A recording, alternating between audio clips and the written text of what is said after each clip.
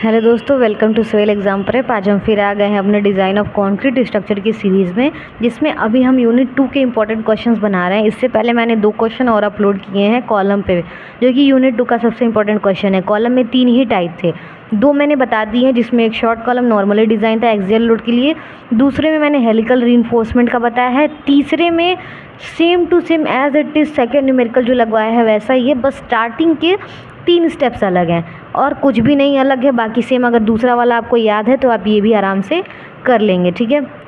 तो चलिए देखते हैं कि पहले क्वेश्चन क्या कह रहा है, ठीक है।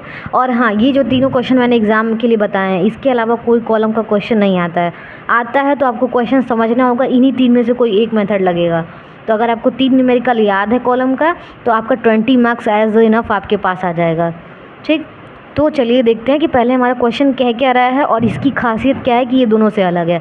सबसे पहला, ये भी स्पाइरल टाइज के लिए है, स्पाइरल टाइज इसमें यूज़ किया हुआ है, स्पाइरल टाइज यूज़ किया हुआ है। दूसरा, ये आपको दिख रहा है ना, ये 3 वर्ड्स, यही सबसे ज़रूरी है। ये लिखा है ना, effectively held in position at both end but not restriction against rotation. इसी लाइन की वजह से ये पूरा आपका क्वेश्चन जो है उसका स्टार्टिंग का स्टेप बदल जाता है। बाकी कुछ नहीं अलग है, बाकी सब कुछ सेम है। तो इसके लिए ना एक क्लॉज होता है आपके उसमें क्या बोलते हैं आपके कोड में, ठीक है। आइए 456/2000 का जो आपका कोड है, उसमें एक क्लॉज होता है जो कि पेज नंबर 41 पे दिया हुआ है। उस क्लॉज के अकॉर्डिंग बस इसका न्यूमेरिकल चेंज हो जाता है, ठीक है। पेज 94 पे भी ये क्लॉज मेंशन है, जिसके लिए दिया हुआ है कि आपको क्या लगाना है पर्टिकुलर इसके लिए, ठीक है। एक टेबल है वहाँ पे 28 नंबर का, 94 नंबर पेज, टेबल नंबर 28। तो याद रखिएगा, पेज 94 टेबल नंबर 28, उस पर ही ये दिया हुआ है, जो ये बताता है कि हमको न्यूमेरिकल सॉल्व कैसे करना है, ठीक।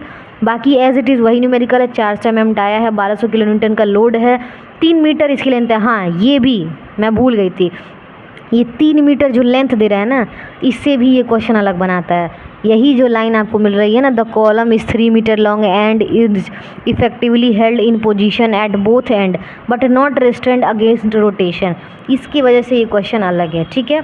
तो चलिए सबसे पहले गिवन डेटा हम लोग लिख लेते हैं। तो गिवन डेटा में क्या है, 400 mm का डाया है आपके पास, 1200 किलो न्यूटन का लोड है, लेंथ है आपके पास कॉलम की 3 मीटर जो कि है 3000 mm। FCK की वैल्यू एज यूजुअल 25 न्यूटन पर mm², FY की 415। अब यही मैं कह रही थी, ये जो आपका ये दिया हुआ है ना कंडीशन, इस कंडीशन के लिए पेज 94 पे जब आप जाएंगे और ये कंडीशन टेबल नंबर 28 में पढ़ेंगे, तो ये आपको दिया होगा इफेक्टिव लेंथ का ये फॉर्मूला। जैसे यहाँ पे 1.00 इंटू एल है ना, इसकी जगह जब आप कुछ और चेंज हो जाएगा तो आप इसी पेज पे जाके देखेंगे तो उसके लिए भी आया होगा कि 1.00 की जगह और क्या रखेंगे, लेकिन मोस्ट ऑफ द टाइम यही आता ही है और कुछ नहीं आता। तो आप समझ जाइए, इसी को रट लीजिए। तो एल इफेक्टिव सबसे पहला स्टेप निकालेंगे, जिसके लिए कोड में दिया हुआ है 28 पे 1.00 इंटू एल, तो 1 वही रहेगा। एल की वैल्यू 3 है, 3 mm या 3 मीटर यानी कि 3000 mm हो गए, ठीक। ये निकल गया आपका। उसके बाद क्या है, स्लेंडरनेस रेशियो, सेकेंड स्टेप। यही 3-4 स्टेप है जो अलग इसको बना रहा है, याद रखिएगा। इसमें इसेंट्रिसिटी L/500 प्लस D/30 से निकलती है, उसमें E less than equal to 0.05 D से निकलती थी, अगर आपको याद हो तो सेकेंड है आपका स्लेंडरनेस रेशियो। इसके लिए क्या होता है, L effective upon L is equal to, L effective की वैल्यू 3000 आई थी, L की वैल्यू आपकी 400 mm दी है। यहाँ पे जो L है ना, वो डाया ही L में बदल जाता है, 400 mm, तो जो आपका आ रहा है 7.5। यही वैल्यू से आप डिसाइड करेंगे कि आपका कॉलम शॉर्ट है या लॉन्ग है, क्योंकि कॉलम तो 2 तरीके के हैं, एक शॉर्ट कॉलम एक लॉन्ग कॉलम। एग्ज़ाम में अक्सर शॉर्ट कॉलम ही डिज़ाइन करने के लिए हमेशा बोलता है, तो इसमें कहीं लिखा तो नहीं था क्वेश्चन में कि कॉलम आपका शॉर्ट है। तो इसी स्टेज से एल इफेक्टिव और स्लेंडरनेस रेशियो, जब 12 से कम आई वैल्यू आपकी, यानी कि आपका कॉलम शॉर्ट है, जब 12 से ज़्यादा आया तो कॉलम यानी कि आपका लॉन्ग है, ठीक। 2 स्टेप खत्म आपका।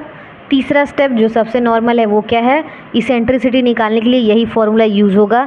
ई minimum eccentricity L/500 plus D/30। L की वैल्यू 3000 है, लेंथ आपका जो दिया था क्वेश्चन में ये वाला, ठीक है।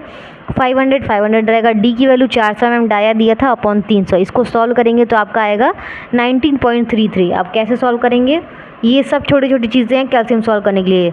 एक बार इसको ब्रैकेट में रखिए प्लस एक बार इसको ब्रैकेट में रखिए, तब आसानी से आपका आंसर आएगा।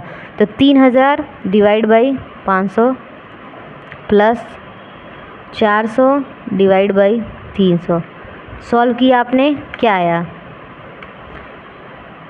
3000 बटे 500 प्लस 400 बटा 300 आपका आएगा 19.33 mm। ये आ गया आपका ई मिनिमम की वैल्यू। ठीक है, अब ई मिनिमम की वैल्यू आपकी निकल गई तो आप क्या करेंगे, e minimum by D less than 0.05 होना चाहिए। अब यहाँ कंपेयर करेंगे तो ई मिनिमम आया 19.33, डी की वैल्यू थी 400, रख दिया आपने।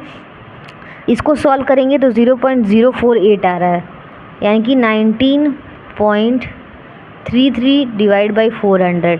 जब इसको सॉल्व करेंगे तो 0.048 आ रहा है, जो कि लेस देन है आपका 0.05 से, यानी कि आपका मेंबर जो है वो एक्सियली लोडेड है, जो कंडीशन कह रहा है उसको सेटिस्फाई कर रहा है। ठीक है, अब नेक्स्ट स्टेप आपका क्या कह रहा है, नेक्स्ट स्टेप अब वहाँ से स्टार्ट हो गया जहाँ से हम लोग पिछला सेकंड का न्यूमेरिकल सॉल्व करते थे। सारा स्टेप एज वेल प्रीवियस ही है। फैक्टर्ड लोड सबसे पहले निकालेंगे, पीयू निकालने के लिए जो आपका लोड दिया 1.5 से मल्टीप्लाई करेंगे 1800 आएगा। इसको लिख सकते हैं 1800 गुणा 10⁻³ न्यूटन। नेक्स्ट आपका एरिया ऑफ रेनफोर्समेंट एएससी निकालना है।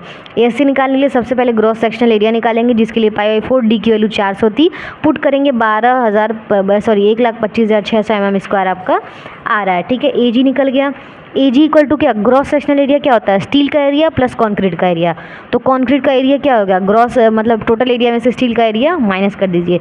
ये इसलिए मैं कर रहा हूँ क्योंकि अभी आगे ये यूज़ होगा। तो एजी की वैल्यू जो आई थी वो रख दीजिए माइनस एएससी। ये जो आपका इक्वेशन निकल के आया ना, अब बता रही हूँ ये कहाँ पुट होगा। जो ये आपका फॉर्मूला है PU is equal to 1.05 bracket में 0.4 FC के AC प्लस 0.67 FI ESC। इसमें आपको निकालना क्या है, स्टील का एरिया, क्योंकि आपके पास टोटल एरिया है। कंक्रीट का एरिया निकालने के लिए आपको क्या चाहिए, स्टील का एरिया चाहिए, मतलब दोनों में से कोई तो एक चाहिए। तो चाहे आप स्टील की जगह कंक्रीट रख दो या कंक्रीट की जगह स्टील को पुट कर दो। तो हमने कंक्रीट की जगह स्टील को पुट कर रहे हैं, तो एसी की जगह हमारे पास जो ये निकाला था वो रख दिया। एएससी एज यूजुअल ऐसे ही रहेगा। अब सब में क्या अननोन है, एक ही चीज़ ना, एएससी। अगर एसी भी रखते और एएससी भी रखते तो दो अननोन होता, इसलिए मैंने एसी को चेंज कर दिया 1,25,600 माइनस एएससी में। ठीक, ये हो गया आपका एएससी एसी एक अननोन हो गया। अब इस पूरे को कैल्सी में रखिए। हर क्वेश्चन में बताती हूँ कैल्सी में कैसे पुट करना है, इसमें भी बता रही हूँ। 1800 गुणे 10⁻³ हो गया, ये इक्वल टू नहीं प्रेस होगा आपका, अल्फ़ा दबा के ये इक्वल टू प्रेस होगा। 1.05 है तो 1.05 इंटू ब्रैकेट लगाइए 0.4 इंटू 25 है तो 25 इंटू फिर से ब्रैकेट लगाइए, उसमें लिखिए 1,25,600 माइनस एएससी अननोन है, अल्फ़ा दबा के एक्स अननोन लिख दिए, ब्रैकेट बंद करिए, प्लस है तो प्लस 0.67 है तो 0.67, एक सेकेंड, इंटू है तो इंटू 415 है तो 415 गुणे एएससी अननोन है तो अल्फ़ा दबा के एक्स। पूरा इक्वेशन मैंने पुट कर दिया, प्रोसीजर पूरा दिखाया। अब आपको सॉल्व करना होगा तो शिफ्ट सॉल्व 2 बार दबाइएगा, शिफ्ट सॉल्व। अभी 2-3 सेकंड के लिए गायब होगा, देखिए क्या आ रहा है, 1709.702, 1709। ठीक है, तो 1700 जो 9 आपका आ रहा है, इसको ये mm में है, ये मेरा 1793 आ रहा है, मुझे लग रहा है थोड़ा आगे पीछे मैंने लिख दिया है जल्दीबाजी में, 1709.25। ठीक है, अब 1709 mm में ये कोई वैल्यू नहीं होती है, राउंड फिगर में हमेशा लिखा जाता है। ठीक है, तो 1800 mm² हम लिख देंगे आपका स्टील का एरिया, तो एएससी इज इक्वल टू हो जाएगा 1800 mm का स्क्वायर। ठीक है, अब निकालेंगे परसेंटेज ऑफ स्टील चेक करने के लिए, क्योंकि परसेंटेज ऑफ स्टील जो वेरी करती है ना, वो 0.8% से 6% के बीच में वेरी करती है। तो जो आपका ये एएससी आया है उसको चेक करना पड़ेगा ना कि ये इसके बीच में वेरी कर रहा है कि नहीं, करेगा तो यानी कि हमारा जो एएससी एरिया है वो ओके है। ठीक, तो अब उसको चेक करने के लिए परसेंटेज ऑफ स्टील निकालने के लिए क्या करते हैं, जो आपका एएससी आया है उसमें डिवाइड बाई जो आपका ग्रॉस सेक्शनल एरिया है वो कर देंगे। ठीक है, जब उसको करके इंटू 100 करेंगे परसेंटेज निकालने के लिए, आपका 1.4% आ रहा है, और 1.4, 0.8 और 6 के बीच में लाई करता है, यानी कि आपका ओके है। ठीक है, मतलब आप जो कॉलम डिज़ाइन कर रहे हैं वो सही है। ठीक है, अब आते हैं हेलिकल रीइंफोर्समेंट, यही एक अलग है आपका, क्योंकि इसके बाद जो स्टेप है ना आपका, वो जैसे आप VN VC निकालते थे ना उसमें, वही है इसमें। ठीक है, तो ये लास्ट है हेलिकल रीइंफोर्समेंट, जिसमें आपको डाया निकालना पड़ता है। ठीक है, यही आपका सबसे इम्पॉर्टेंट है। अब इसमें क्या करते हैं वो देख लीजिए। सबसे पहले ये यहाँ तक हो गया आपका। अब उसके बाद नंबर ऑफ़ बार निकालेंगे, कितने नंबर ऑफ़ बार है, तभी तो एक्चुअली एसटी निकालेंगे। पिछले भी क्वेश्चन में मैंने बताया, ऊपर जो निकाला है SC ST वो भूल जाइए, वो तो बस चेक कर रहे हैं हम कि कॉलम सही है कि नहीं है। ठीक, अभी जो ये एक्चुअल SC निकालेंगे जो आपको एक्चुअल में कॉलम में लगाना है। तो मान लीजिए आपके पास 20 mm का बार है। ठीक ठीक है। आप डाया निकालेंगे तो पाई बाई 4 इंटू 20 का स्क्वायर, ये आएगा 314 mm का स्क्वायर। अब नंबर ऑफ बार निकालने के लिए क्या किया जाता है, जो आपका एरिया ऑफ स्टील आया है उसमें जो ये डाया है उससे डिवाइड कर दीजिए। तो नंबर ऑफ बार आपका 5.7 आ रहा है, मान लीजिए कि 6 बार आपके लग रहे हैं। तो एस टी निकालने के लिए क्या करेंगे, जितना नंबर ऑफ बार लगना है वो इंटू जितना आपका ये आया है डाया वो, ठीक है। डाया इंटू जितना निकालना है वो, ठीक है, जितना नंबर ऑफ बार आया था मल्टीप्लाई करेंगे 1884 mm का स्क्वायर आएगा। ये आपका एक्चुअल ए एस टी है जो आपको प्रोवाइड करना है, ठीक है। अब लास्ट है आपका सेकंड लास्ट स्टेप है आपका हेलिकल रीइंफोर्समेंट। इसके लिए आपको वॉल्यूम निकालना पड़ेगा, एरिया निकालना पड़ेगा। तो इसको आप ध्यान से देखिएगा। सबसे पहले कोर डायमीटर। अब कोर डायमीटर क्या होता है, ये जो आपका डायमीटर है ना, ये इसको बोलते हैं कोर डायमीटर, ये, ठीक है। अब इसको कैसे निकालेंगे, 400 लेंथ है, 400 लिखिए माइनस ये 50 mm का यहाँ पे लगा हुआ है हेलिकल, ये रिइंफोर्समेंट 50 mm की लगी हुई है। तो एक इधर है एक इधर है, 2 है ना, तो 2 माइनस कर दीजिए, तो यानी कि 50 गुणे 2 सॉल्व करेंगे 300 mm आएगा। ये कोर डायमीटर, ये जो डाया है ना कोर, उसका डाया है, ये निकल गया। अब एरिया ऑफ कोर निकालेंगे तो पाई बाई 4 डी स्क्वायर, आपको पता है एरिया निकालने का फॉर्मूला होता है, पुट कर दीजिए, आपका आ जाएगा 1884 mm का स्क्वायर, ठीक है। अब आपका 1884 mm का स्क्वायर आ गया, ये हो गया आपका एरिया ऑफ कोर, ठीक। थोड़ा सा आगे पीछे लग रहा है, मैंने बोल दिया गलती से, ये इक्वल टू नहीं है, ये माइनस है। माइनस का मतलब एरिया ऑफ कोर निकालने के लिए जो आपका ये कोर है ना, इसका एरिया निकालना है। तो इसका जो डायमीटर आया है उसका पहले एरिया निकाल लीजिए, pi by 4 D square minus जो आपके पास पूरा एरिया है एस पूरे स्टील का, उसको माइनस कर दीजिए, तब आपका कोर का एरिया निकल के आएगा, ठीक है। जो आपका आएगा 68766 mm का स्क्वायर, ठीक है। इस क्वेश्चन को जब आप सॉल्व करेंगे तो ये आपका आ जाएगा, ठीक है। वॉल्यूम निकालने के लिए क्या करेंगे, ये आपका पूरा पी, यानी कि ये पूरा आपका दोनों के बीच का ये पूरा आपका पिच है, तो P इंटू जो एरिया आया था वो आपका वॉल्यूम हो गया, ठीक है। एरिया इंटू लेंथ होता है वॉल्यूम निकालने के लिए, यहाँ पे लेंथ की जगह पे पिच यानी कि P इस्तेमाल करेंगे, ठीक। अब देखिए लास्ट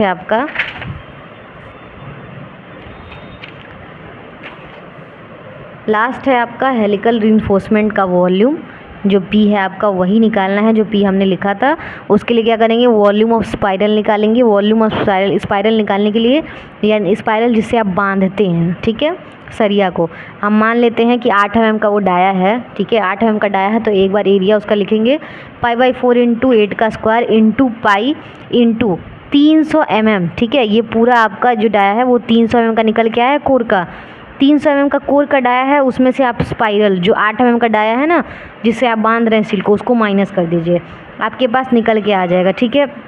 जो कि आपका आ रहा है 46064.05 mm, ये निकल के आ गया आपके पास वॉल्यूम, ठीक है।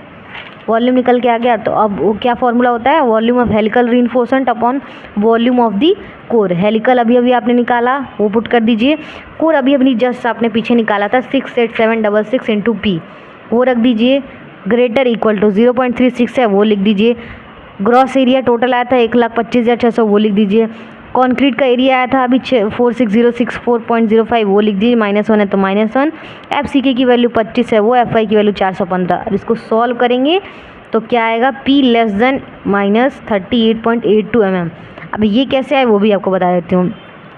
मान लीजिए अभी बीच में यहाँ पे इक्वल टू है, ठीक है, इक्वल टू है, इसको सॉल्व करेंगे इधर से क्रॉस सेक्शन में, P को यहाँ ले जाइए, ये पूरी वैल्यू उठा के नीचे ले आइए।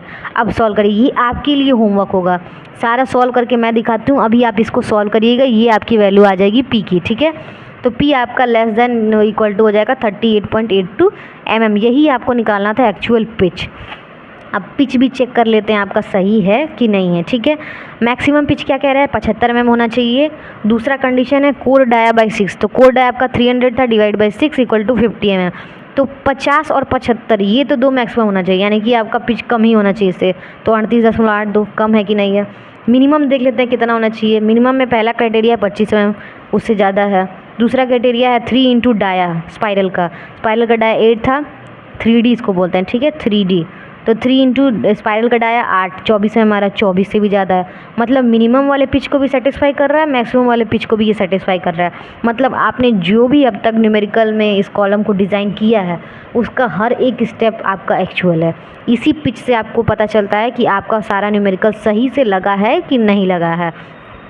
आंसर में लास्ट में ये लिख दीजिएगा, ये लाइन हर कॉलम के लास्ट में मैं कहती हूँ ये लाइन मेंशन करिएगा कि चूँकि या फिर that is hence provide 8 mm 5 spiral ties का हम लोग डाया 8 mm का प्रोवाइड करेंगे और कितना स्पेसिंग देंगे 30 mm का सेंटर टू सेंटर। ठीक है, सेंटर टू सेंटर का मतलब होता है ये इसके सेंटर से इसका सेंटर, ये जो है हम 30 mm का स्पेस देंगे। तो ये था हमारा आज का न्यूमेरिकल दोस्तों।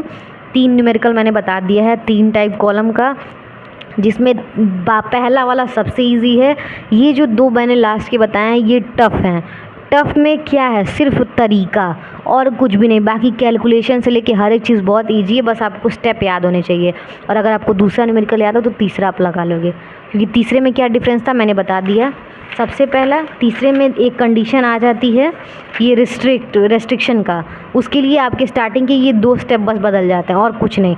और लास्ट में ये हेलिकल रीइंफोर्समेंट का वॉल्यूम निकालना पड़ता है। उसमें वॉल्यूम नॉर्मली निकलता था एरिया इंटू लेंथ से, लेकिन इसमें हेलिकल का लगता है तो कोर का डाया निकलना पड़ता है, बस यही एक अलग है। बाकी numerical as it is same है सेकेंड वाले न्यूमेरिकल के जैसे ही। तो इसको समझिएगा, कहीं नहीं आएगा तो एक बार कमेंट सेक्शन में पूछिएगा, लेकिन पूछने से पहले एक बार ज़रूर दोबारा वीडियो देख लीजिएगा, क्योंकि दोबारा या पॉज करके दोबारा रीबैक करके देखेंगे तो आपको समझ में आ जाएगा। यानी यूनिट 2 भी मैंने पूरा कवर कर दिया। यूनिट 2 में मैंने तीनों तरीके का न्यूमेरिकल बता दिया, इससे बाहर आ ही नहीं सकता है। ठीक है, आएगा तो आपका आंसर उसी में छुपा रहेगा, बस आपको इस तीनों का स्टेप याद होना चाहिए। तो मिलते हैं नेक्स्ट वीडियो में दोस्तों, जिसमें हम स्लैब के न्यूमेरिकल सॉल्व करेंगे। स्लैब में भी 2 टाइप के मैं स्लैब बताऊंगी, 1 वे स्लैब, 2 वे स्लैब, और इन दोनों में भी अगर 2 तरीके का न्यूमेरिकल होगा तो वो भी बताऊंगी, लेकिन ज़्यादा नहीं है। मुझे लगता है 1 वे और 2 वे में 2 ही तरीके का न्यूमेरिकल है, एक 1 वे का और एक 2 वे का। तो 2 न्यूमेरिकल यूनिट 3 में मैं बताऊँगी स्लैब के ऊपर। तो नेक्स्ट वीडियो में के लिए वेट करिएगा। अभी के लिए ये 2 यूनिट आप तैयार करिए, जिसमें आपका 40 नंबर कंफर्म है, फिक्स है। थोड़ी मेहनत लगेगी क्योंकि डिज़ाइन ऑफ कॉन्क्रीट स्ट्रक्चर थोड़ा सा टफ है, क्योंकि प्रोसेस इसमें ज़्यादा है। ठीक है, अगर आप खुद से अगर ये सब लिख के नोट्स बना रहे हैं तो ये मेरी बात याद रखिएगा, लास्ट में किसी भी एक पेज पे स्टेप याद कर लीजिए, स्टेप और फॉर्मूला सबका, सिंगली का, डबली का, कॉलम का और आपका स्लैब का स्टेप लिख के याद कर लीजिए, आपको नहीं भूलेगा। तो वीडियो अच्छी लगी होगी तो लाइक कर दीजिएगा, चैनल को सब्सक्राइब कर दीजिएगा। मिलते हैं नेक्स्ट वीडियो में, इसमें हम स्लैब के न्यूमेरिकल्स को सॉल्व करेंगे। और अपने दोस्तों के साथ वीडियोस को शेयर करिएगा ताकि हमारा चैनल भी ग्रो अप हो। तो मिलते हैं नेक्स्ट वीडियो में, तब तक के लिए बाय बाय।